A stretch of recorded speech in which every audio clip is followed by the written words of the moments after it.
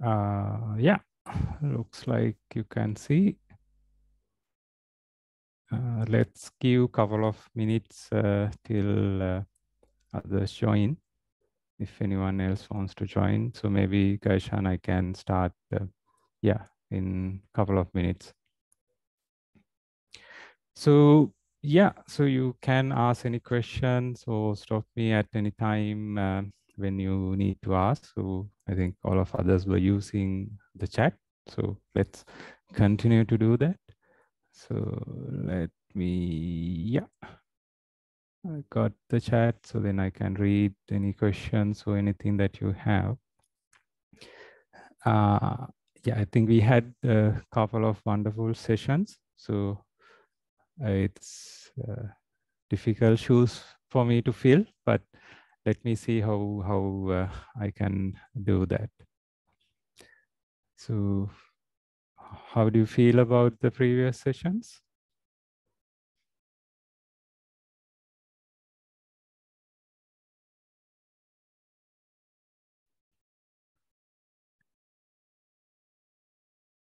Okay.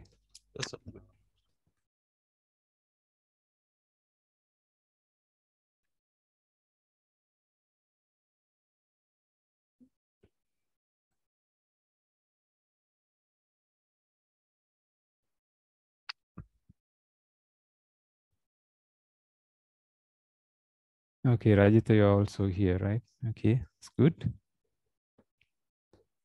Maybe we can have a conversation after this about aragalaya.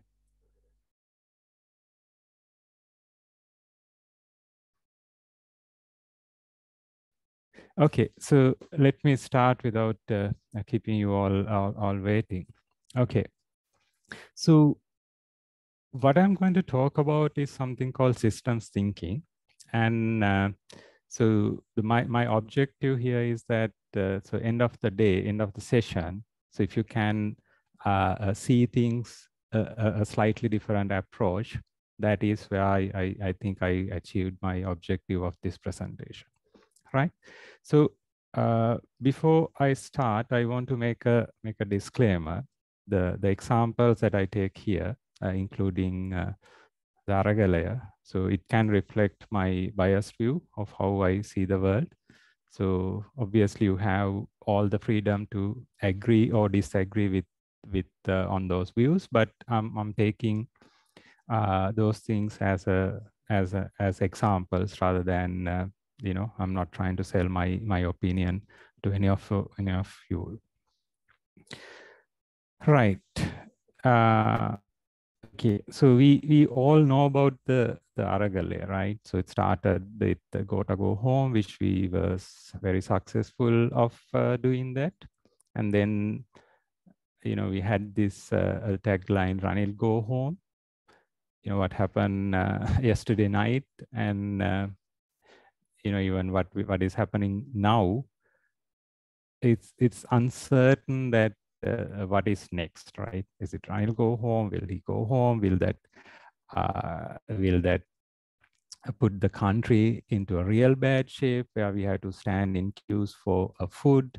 So what is next is a very uncertain question at this point of time. But to understand this aragalaya, where people understand in different aspects, right? So depending on the political biasness, depending on which how much depth you have in terms of the understanding the political party and everything, like people look at this aragalaya in different terms. So but what we need to understand here is the purpose of this, the whole aragalaya, right? It's not just limited, the aragalaya is not just limited to the people in that was in the goal phase. So right, everyone was calling for a systems change, right? And even our beloved president, the eighth president of Sri Lanka, is understanding that people are calling for a systems change. Okay, so the question is, what is this system? I mean, before we trying to change something, we need to understand what that is, isn't it? So what is this system? Is that this is the Oracle system that we were promised, that the things it will be implemented in Sri Lanka? Or is that something else? So this is where the system thinking can help us to understand this aragalaya and, hopefully to achieve its goal of changing the whole system of Sri Lanka. Right. So time to agenda. So I'm going to look at very simple 3 facts. So first of all, what is system thinking and why it is important for us? I mean, what's in it for me? And obviously, how can I use it? How we can use the system thinking to help us in doing things, right? So let's move on. So as I said, if anyone has any questions, please feel free to put that in. I'll try to answer. Okay. Before we move into understanding what is system thinking, so let me show this picture, right? I'm very sure all of you know this, right? So this has been, is it like part of 7 wonders of the world? Maybe not, but it's a very well-known structure or a monument in the world. So let's see how system thinking connects to this. Okay, so I'm not going to go into this right away. So please keep this in your head in terms of this picture. So we will come back to, rather I'll come back to where it's connected. Okay, moving on. So what is system thinking? System thinking is a way to investigate factors and interaction that could contribute to a possible outcome in a holistic manner. So I hope you all understand. I mean, if you understand, please let me know, because I couldn't understand this. All right, so let's pass away this boring stuff quickly. So let's look at what is a system, right? What is a system?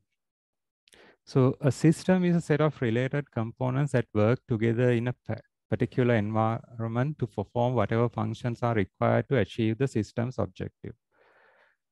Okay, little looks like English, but I guess still needs some translations. Okay, let's see whether we can understand what is a system through going through the characteristics, right? Systems have a purpose. All parties should be present to carry out purpose optimally. The order of arrangement. All right, let's stop this. I don't think we will going through and trying to decipher this, the whole definitions and this academic literature. It's not going to help us or to the aragalaya for that matter. Okay, so let's forget all these definitions. So let's think of a simple questions, right? What are the systems that we are part of? In a simple example, right? Take the company. So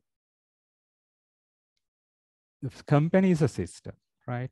So company has different parts, let's say different people, different department, different functions, different services, and they are interacting with each other. So different services are interacting with each other, people are interacting with each other, and it has certain behaviors, it has certain patterns, it has certain events like this today. So that is a system, right? So if I try to connect the example of the company to the definition, a system is a set of related components, right? So Bistec has different components, different departments, different functions, and that is working together, right? If the different components are not working together, that's a problem. And we work in a particular environment. Yes, so our offices are in Sri Lanka and Australia. We have our customers in different environments. And whatever function are required to achieve the system's objectives. So we do have high-level objectives. We do have operational objective. We do have different levels of objectives. So we work as all the functions within the organization works to achieve these common system objectives. So now, isn't it now it's making a little bit of sense. So can you think of any other systems that you can think that you are part of? Would like to get some thoughts here? Anyone willing to try?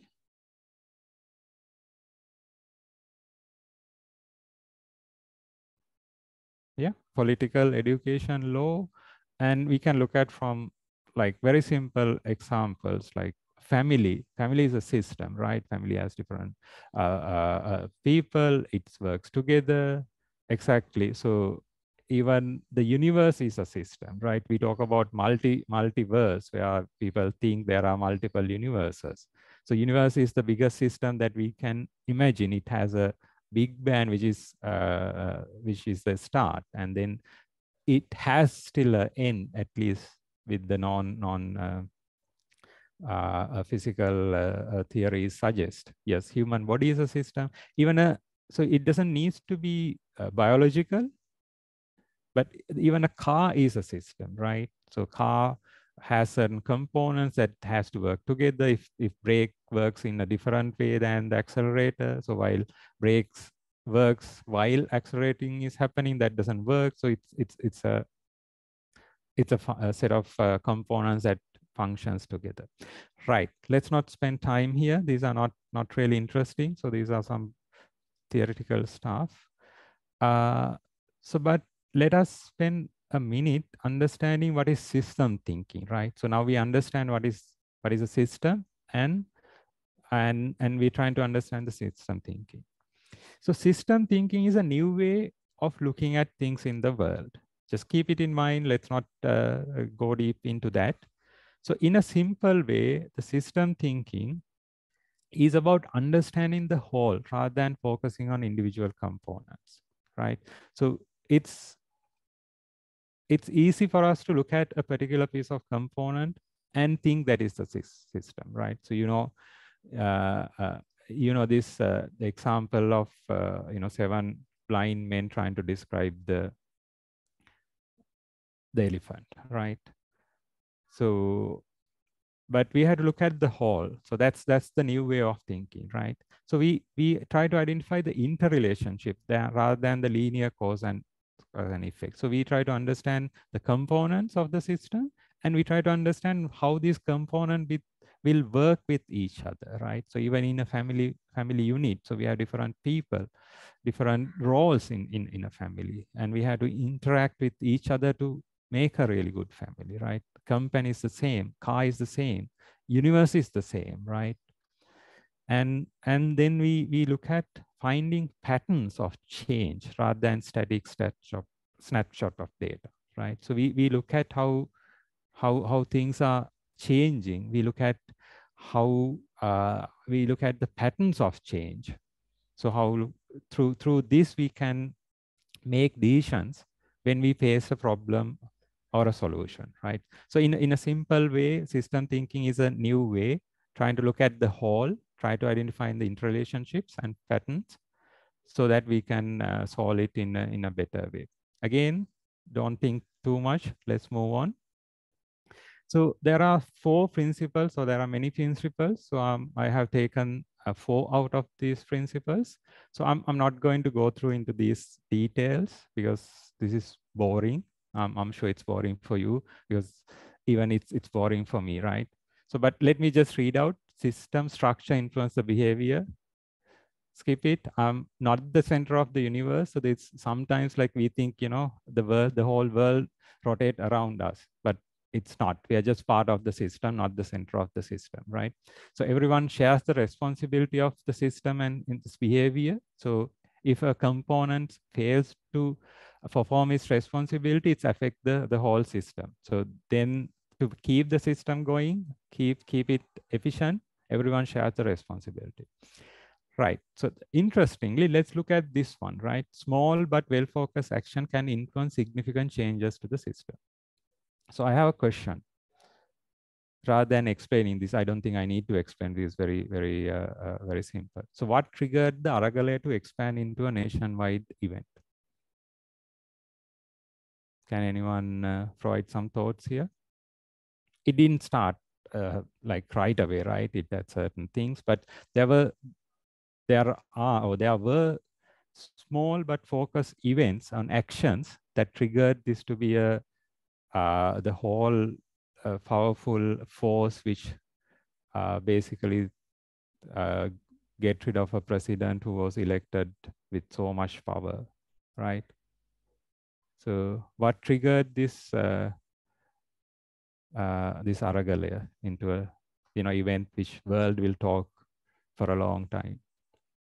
Okay, initial brainstorming by professional. Anything else? Anyone? I'm not going to name anyone. So, but any thoughts will help. Cues, life, day-to-day problems. Ignoring the people needs.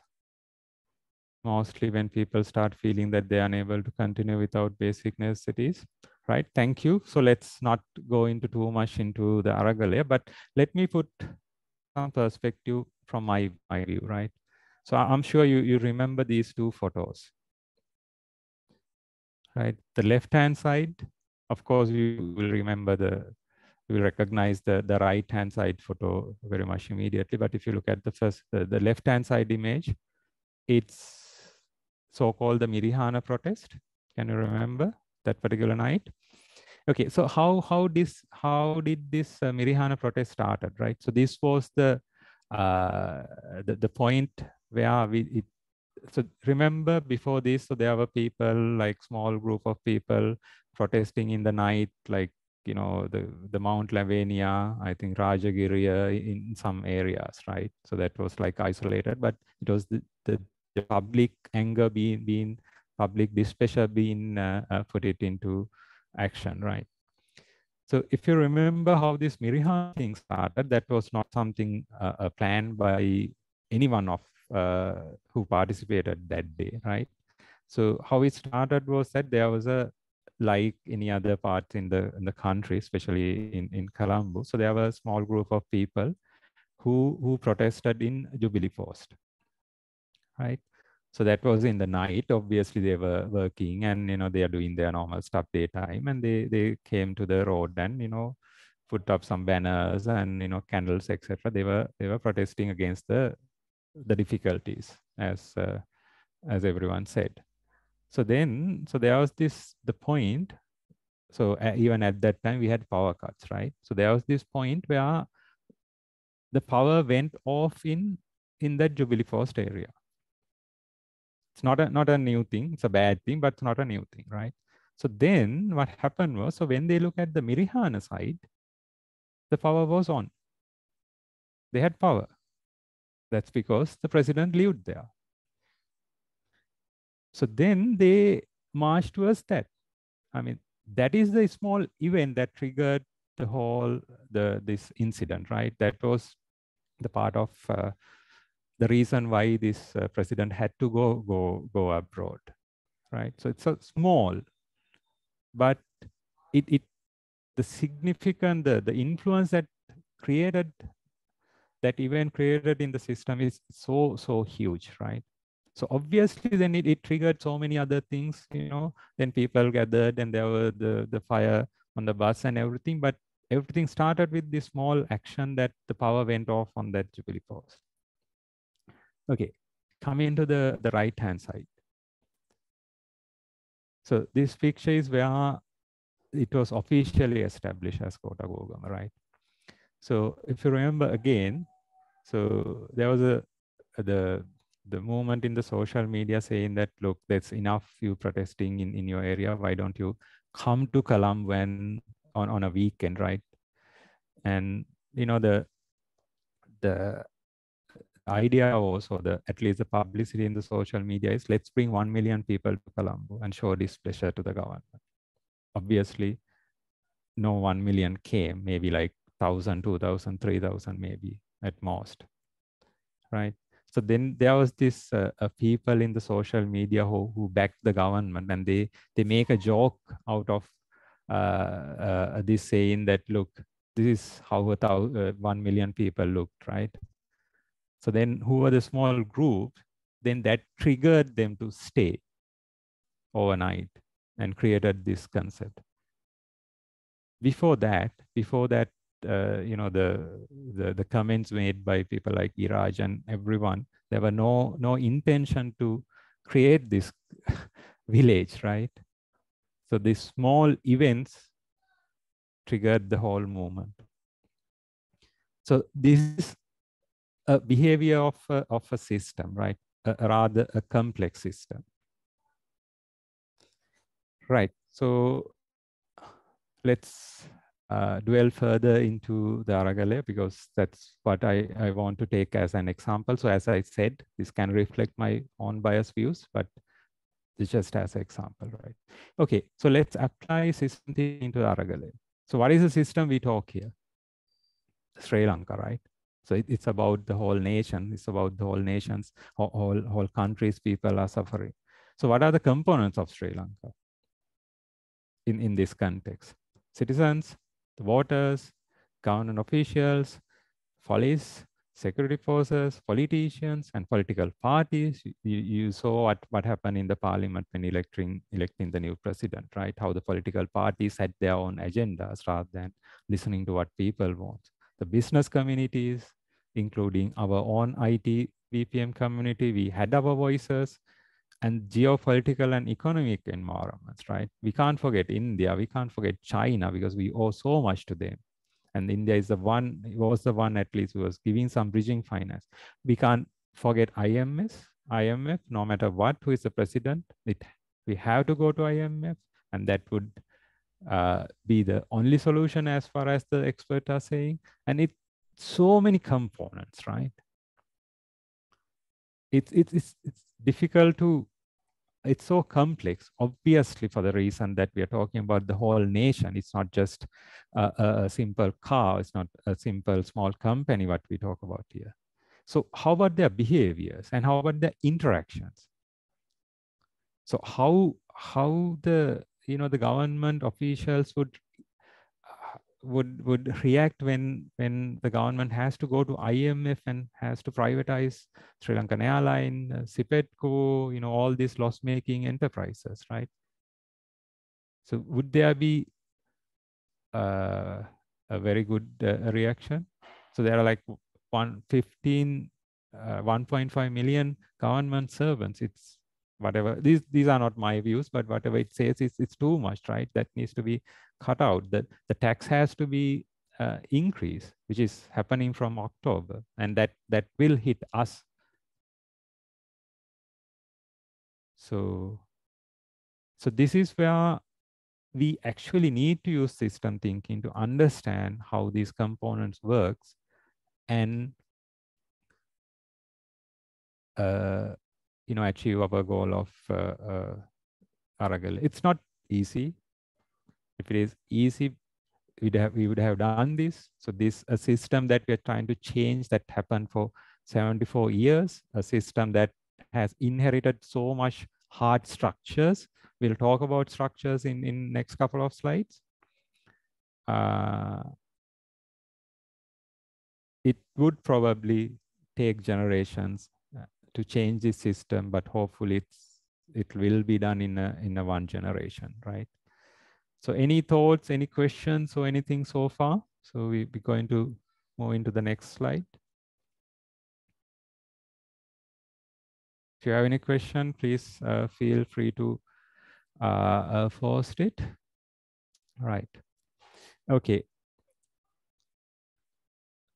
So it's very obvious about what happened with this the fuel quota system, right?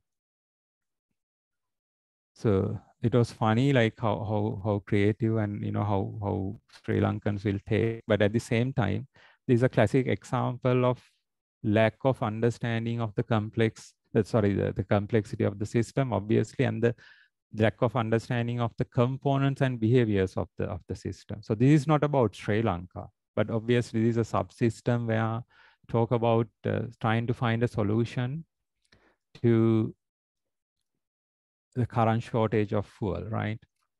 So the the left-hand side image about the OTP, right? So whoever the implementers of the fuel pass system, they not They did not give much thought about the critical component of people who are not able to use a smartphone. There were no stations that to register. I mean, compare this with the COVID vaccination that the implementation of COVID vaccination, right? So every vaccination center, they were registering us. We were not being asked to register via OTP and come to that select your vaccination center. And, there were not that process, right? So they were implementing a system that could work in a way. But there were like Army and Navy and all these people who are registering us, right? Even right now, we can get that e-vaccination certificate without troubling, because most of the population are not being able to use a smartphone. So the right-hand side, right? The software team would know this is about concurrency problem. So why concurrency? Because they did not think about the initial load of people who are so dying to get fuel would register at a time, right? So there were a lot of people commenting about, scaling architecture, moving into things. They would have simply put up a queue in front of everyone. So with so many people in the things and whatever the server couldn't handle sessions, some people got Ashok Leylands, while they probably had only a, small a motorbike.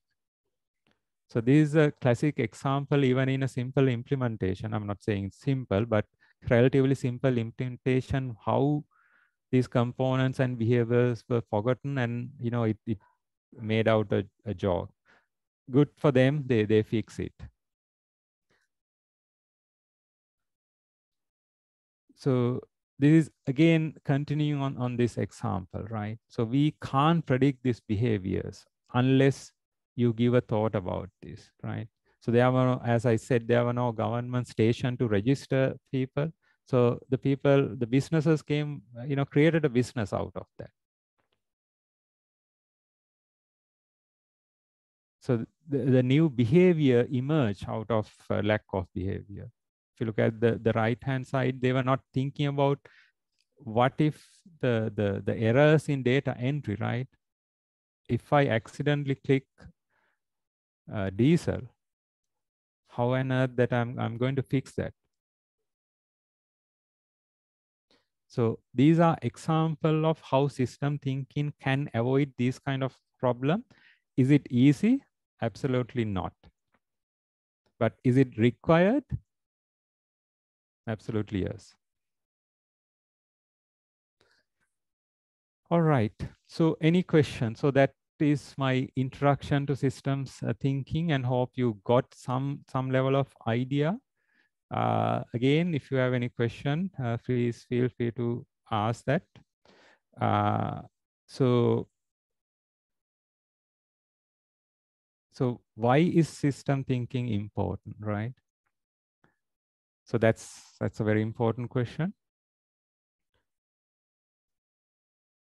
Right. So I'll quickly read through. Let's not spend too much time. So the system thinking will help to analyze the complex problems. So simple problem, we don't need much of analysis. And it opens up new perspective, how things can be solved, right? So it shows the interconnectivity, because that's so important that we understand how things can happen, can interact with each other, right? Otherwise, what will happen is when we fix a situation somewhere, something else is broken, right? And then find effective and sustainable solutions. So typically, one of the pattern is that yesterday's solution is today's problem, right? Classical example, Sri Lanka. So we were borrowing so much. That was a solution for yesterday. Okay, we could have, we lived, but it became a today's problem, right? So in order to avoid such a scenario, so we can use systems thinking. Right, so there's a really good video, so I'm not going to play that. So you can refer this. So it's like a 5 minutes video where it talks about a system thinking in a very understandable way. And the other link is about the UK government has a library of case studies, how they use system thinking to improve their government services. That has also quite interesting case study. Right. So this is those important thing. How can we use system thinking? So in our life, right? Do you remember this? I spoke about this and I said, let's come back to this picture during the presentation. Good. So yeah, this is not the correct time now. Let's move forward. Right. So how can we use systems thinking, right? That's the question. So system thinking we can use in very simple 2 steps. The first is understanding the system and the structure. And the second one is finding the solution. Very obvious, isn't it? So when it comes to understanding the system and structure, first of all, we need to understand the scenario, what we are in, and the system that we are connected, right? So we are asking, connecting to the aragalaya. So we are asking for a system change, which is about governance of Sri Lanka, the political environment, not just political, how the government works, government servants, to the water behavior, everything, right? That's a really complex scenario, as we were saying. And what are the systems? So we can look at subsystem, political system, geo and economic systems, and we will identify so many systems under the scenario. So then we need to understand the structure of the system, how a particular system is structured, right? So take the example of company. So what are the components? What are the departments? What are the functions? And how they interact with each other. So how the HR function works with the IT works with software development, and it's that interactions. And then we need to understand the behaviors of these components and the interaction and the patterns and the events. So some events are positive events, some events are negative events, some events are harmless. So we need to understand this. Not an easy thing. Again, is it easy? No. Is it required? Yes. Right? So if we understand the structure of the system, then we can change the system, right? Even with aragalaya, we need to understand the structure of the aragalaya, what we're trying to solve, first of all. So then we can change. So number 3 and 4, it's about finding solution. So then it's about finding and adjusting the leverage point to change the structure of the system, right? So what is this leverage point? There is a point where we can change the structure easily. We'll get back to that. And then we have to understand the feedback loop. So I'm not going to go into details of number 3 and 4. We'll go through with that with an example. Right. So one of the important diagrams in system thinking is called causal loop diagrams. Okay. So that is all about understanding the system structure. In a way, this is a very simple diagram. In a way, it's very difficult a diagram to draw. So diagram has 4 components. It has variables. So here I have taken this example from example of deforestation. So what are the variables here? Anyone can help me out? So in this diagram, what are the variables? Yes, plants, population, deaths, demand for forest products, illegal harvesting, planting of trees. So those are the variables, right? Then obviously variables are connected to each other. Say, for example, if the population increases, the demand for deforestation or the demand for forest product would increase, right? So there is a connection between the population and the demand for forest product. And then how these variables are connected, right? It's a positive. I mean, when the population increases, the demand for forest product increases.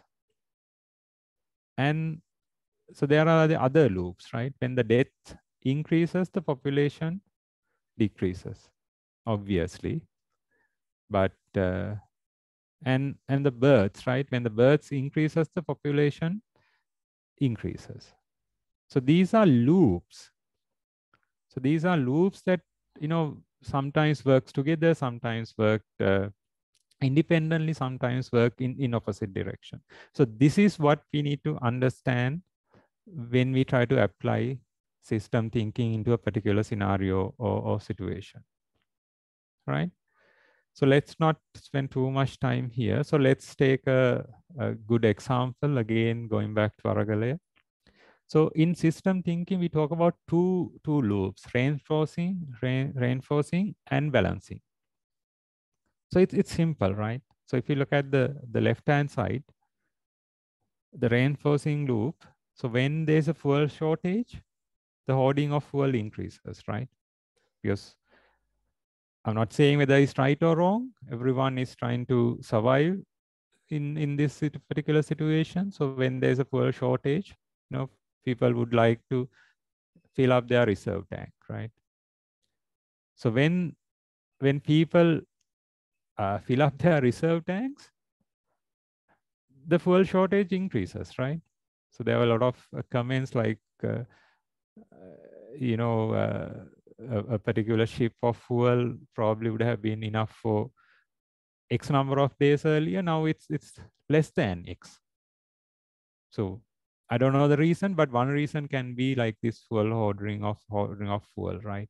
Because of the fear of shortage, right? So this also is visible in the economic crisis or the financial bubble burst with Lehman Brothers in US. So if you remember the Ceylon Bank, which had to bail out, again, this was like a reinforcing loop. Like, so there was a rumor that Ceylon Bank is going bankrupt. So all the people ran across and asked for the deposits to be taken out, right? Obviously, bank doesn't have enough money. So then there were some depositors were turned down, and then the rumor goes, then it's reinforced, and at a point it burst out saying that, sorry guys, we don't have enough money to pay your deposits. Then government had to bail out. All right, so just mindful of time. So then the other type of loop is the other way around, right? So when there's this room about price reduction, the people tend to less hoard the fuel because they will not get enough demand from, because everyone is expecting the price fuel to be reduced. You know, this funny example talks about that. So these are the two loops that we need to understand with the understanding the systems structure. This I found in Facebook.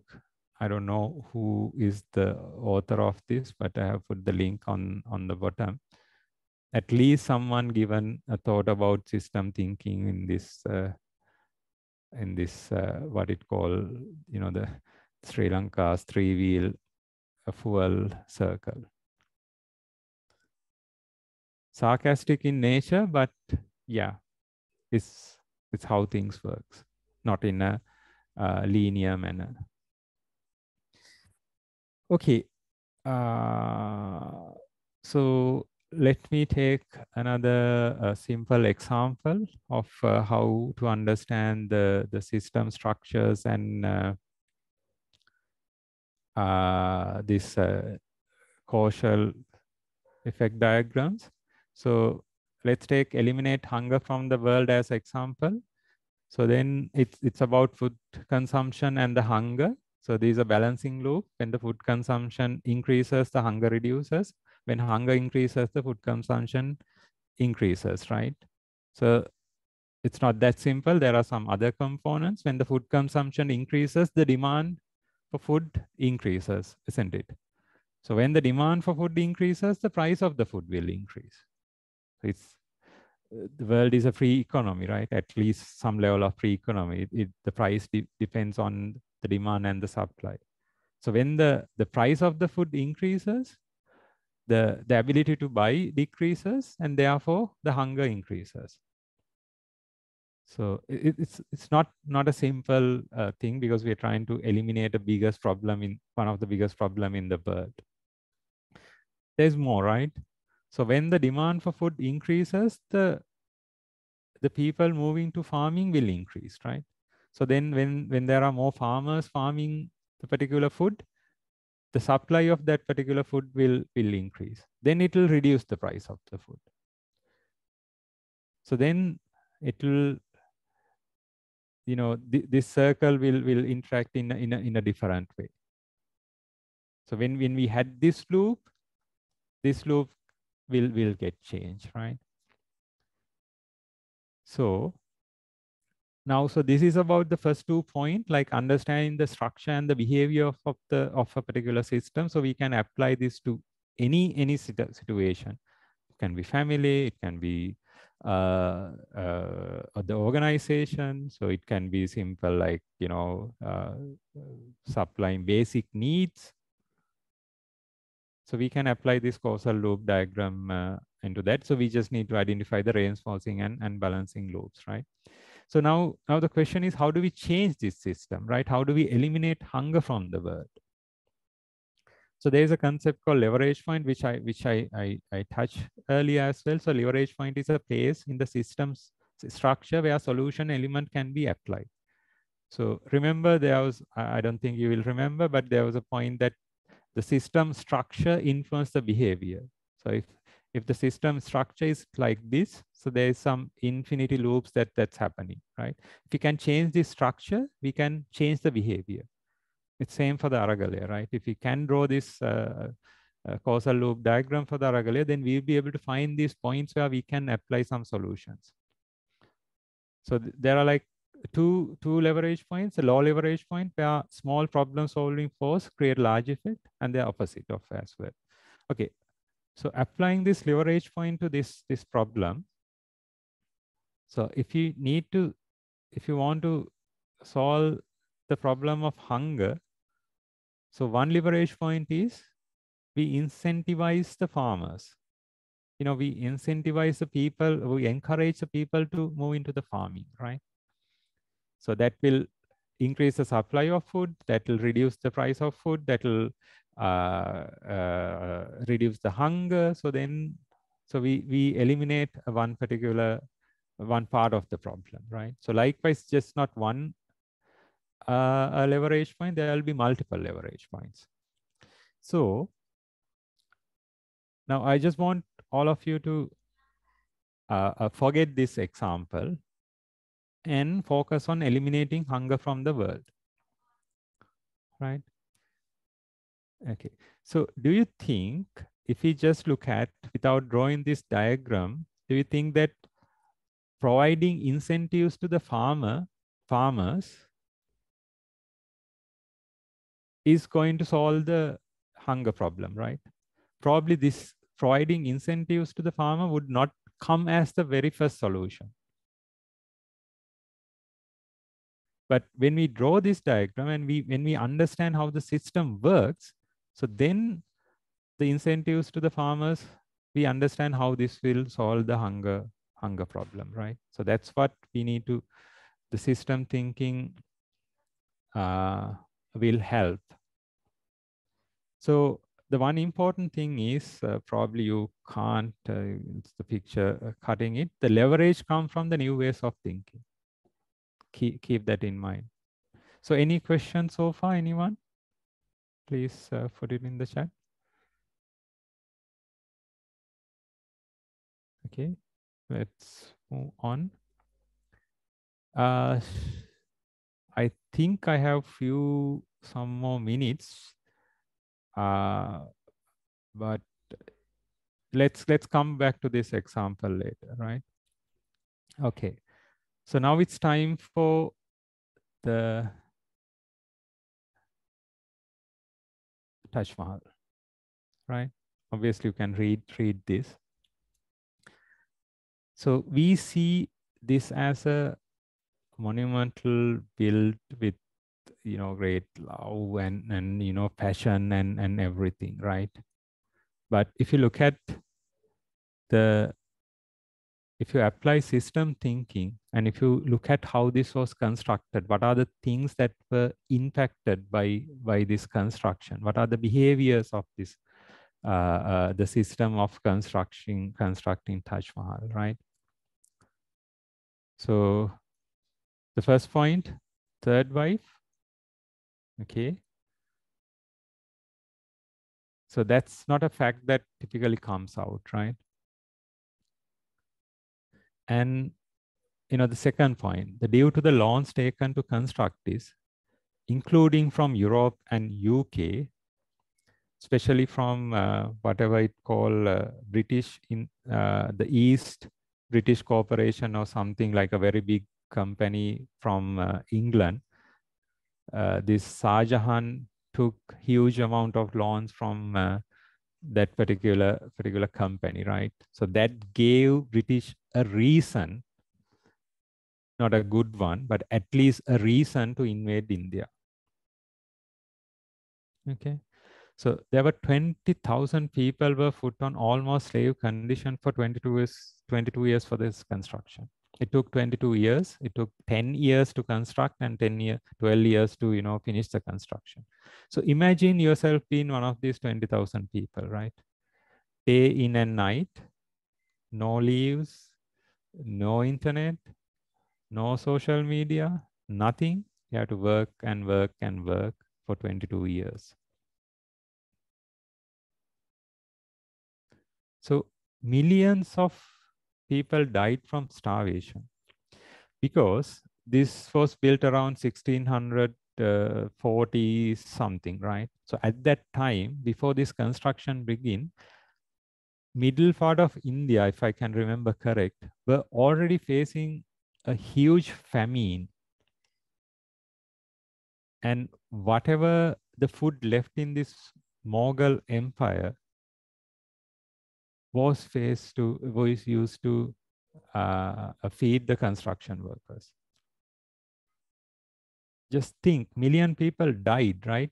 Just because that king is building a castle or a symbol of love. So we Sri Lankan face this today, right? So our kings were building their own castles, and because of mismanagement that happened, not just the previous government or the last government or whatever, like that happened over whatever the number of years. So we are facing shortages, right? We are being impacted. We are facing so much hardship. But imagine like millions of people died because of king was making a monument, like a structure to mourn his third wife, right? So if you'd have like if Shah Jahan loved so much Mumtaz, like why the third wife, right? I'm not going to talk about like 13 child. Probably the birth control was not there, but this is not the symbol of love that we see it from the face, right? Exactly, Rajita. So then the other fact is that the Shah Jahan visited only once after construction, and he moved to Delhi. Obviously, his son took over the crown as well, but he only visited once, right?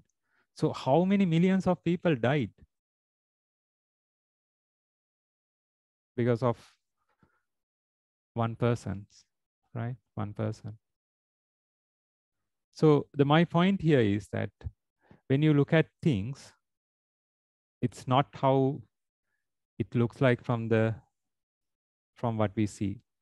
Of course, seeing is believing, but still we need to apply, when you apply systems thinking and understand the structures, understand how the behaviors, how this interaction with happen with other parts of the system. So this is about the Mughal Empire, right? It's not just a single person building something. So it impacted. So the whole the empires governing to the economic situation was changed because of this structure was put into to the system, right? The system that was already suffering from the famine, which killed millions of people. Is it a good thing? Subjective. All right. So yeah, keeping the time. So maybe I'm sure you understand some bits and pieces of system thinking, and you can read the internet, and there's quite a lot of good material. So you can just apply system thinking into aragalaya, and hopefully we can achieve this system change a reality. Probably not next month, not next year. In my view, it would take generations, and as I said, hopefully one generation, right? So the key points, if you want to do this as exercise: structure influence behavior, right? So look at what happened when the new president was elected. So what's the ground reality? What's the people are asking? Did not reflect in what happened in the parliament, right? Because of the structures that we have in place, the political structure, the social structure, and all the other structures in place, it influenced the behavior and impact so much of people, including ourselves. So structure in human system is so subtle. It's so difficult to predict how the human systems work. And as I was saying, leverage comes from new ways of thinking. So we have to think differently. In order to think differently, we need to understand what are the leverage points. In order to understand what are the leverage points, we need to understand the system structure. All right. So I'm going to wind down the presentation. Right. 3 takeaways. So we live in systems. We don't live in isolations, right? So the universe is the biggest system. From universe, we live in different systems. So we are social animals, humans, and obviously for that reason and so many other reasons, we live in systems. So we have to take the system perspective. We can't just focus on one individual component. So even, pardon for my biased view, so the people, like so many people are now criticizing the aragalaya that, it sort of made it worse for Sri Lanka, right? So that's looking at a just individual a component of what happened with the new president, who was the new president. But you can't take that individual component view. You have to look at the whole system. What would have been done if the previous president was there? But obviously, what could be done with the new president is also a component. But you can't simply blame the aragalaya for what happened. Just you can do that only when if you focus on that individual component. But it works in a system, not just individual component. So identify leverage points. That's important when you face a particular problem. Try to think what are the systems, what are the components, what are the interaction, what are the behaviors, what are the events, and identify how you can change the system structure. Then you will find how you can change it in a sustainable manner. And to that, you need the system thinking point of view, which is the biggest new ways of thinking. So I take this quote: we cannot solve our problem with the same thinking we used when we create them. Who said this?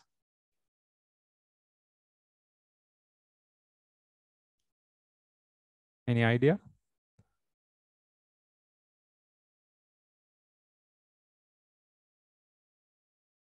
There, I have time, right? Or Vaishan?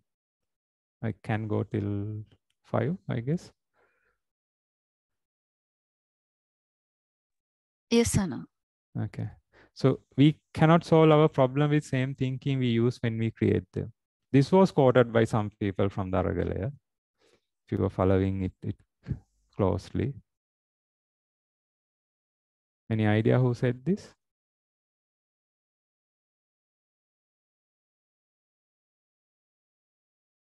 Okay. It was said by Albert Einstein. Right. My personal favorite. The reality is made up of circles, but we see straight lines. What does this mean?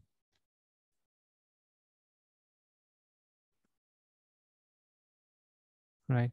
So let me take this very simple example, right? So we all went to school, and we pass the exam. So not say A-level exam, right? So not all the people are lucky, or us. So there are a lot of people who even fail the ordinary level exam, right? So the notion and the belief is like, if you're not through O levels, your life is ruined, right? You can't do anything. You just need to hire try show, or go for a janitorial job or whatever, right? But it is not, right? So failing the O level doesn't mean that it's end of the world for you, because the world, if you are open, world will give so many opportunities, right? Say like people like Rohana Veerasinghe, they as far as I can remember, he did not pass A levels, right? But see where he is. So the things will come because the reality is made out of circles. So if we go with that straight line thinking, if you fail the exam, that's end of it.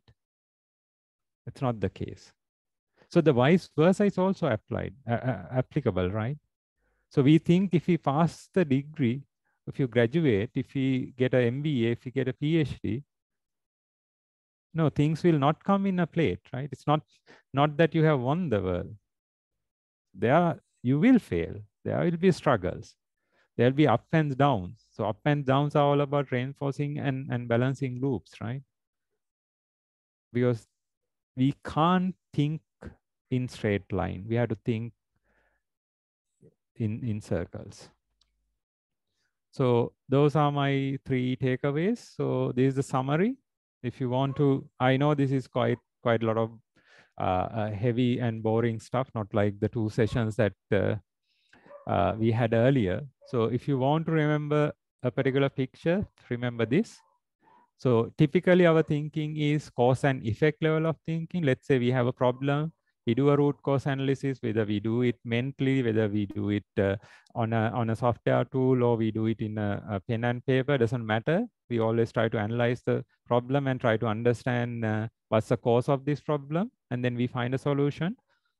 We think that's the end of the problem, right? This is how we have been taught very much in the school, very much in all these traditional management courses, 5 why analysis, root cause analysis, fishburne analysis, Ishikawa diagrams, all are good.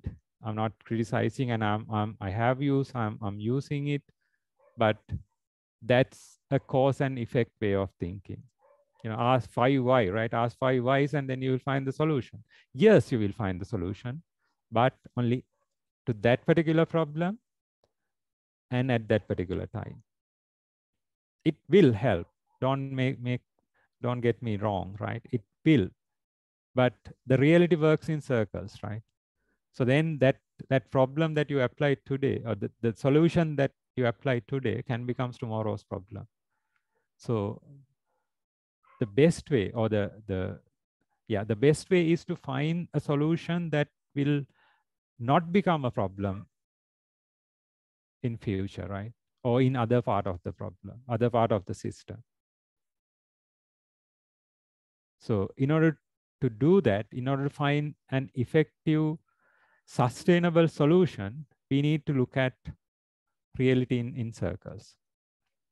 We need a mind shift, because we have been, as I said, we have been taught from the very beginning, and this cause and effect is how the majority of the world think it works, but it works in a different way. So it works in circles. Causes have effects, absolutely yes, but it's not linear. And there are balancing and reinforcing circles that work around those things. So we need to understand this. We need to realize this more than anything. We need to realize that reality is made out of circles, and then mind shift, mental shift has to happen. Again, not easy. I totally get it. So I did this presentation in 2015. Still, it takes quite, there are tons of things which I don't understand, but this helps a lot. And you will see the world in a different lens, right? A lens that will help to find sustainable and long-lasting solutions. That's the summary. So, any questions?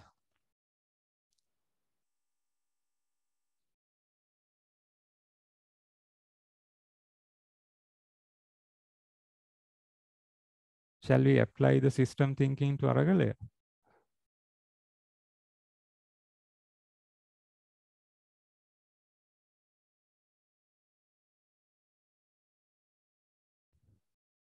So who wants to apply system thinking to the aragalaya? Thank you, Lakshan. Not here. Let's do a session. If anyone willing to apply system thinking to the aragalaya.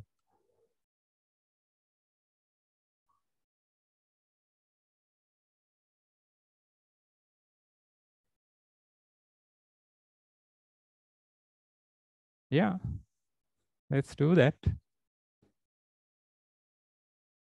Let's book a time. Let's book a session and let's do that. All right, thank you very much. So seems either I did a fantastic job of explaining everything in well, or you did not get, but doesn't matter. Yeah, you know me. So thank you very much. So I think we need to go back to the main rooms, right?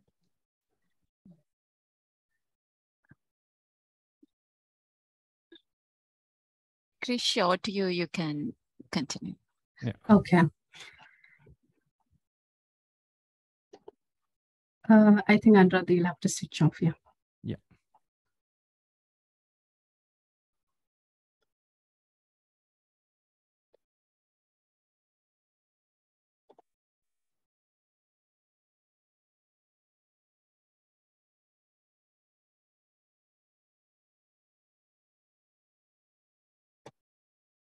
Thank you, Anuradha. We are all inspired by your great words. On behalf of all the participants and the Bistec Hearts Award, I would like to thank you for sharing your valuable thoughts and taking us through the knowledge lane. We're truly honored to have you as one of the speakers here today. So, as you all know, we have reached the end of the memorable event. Your participation was our success. Thank you so much for joining with us for the Hearts Academy Day. We hope to conduct more and more exciting events like this in the future as well. Thank you again, and cheers to more events. Have a great day. Thank you.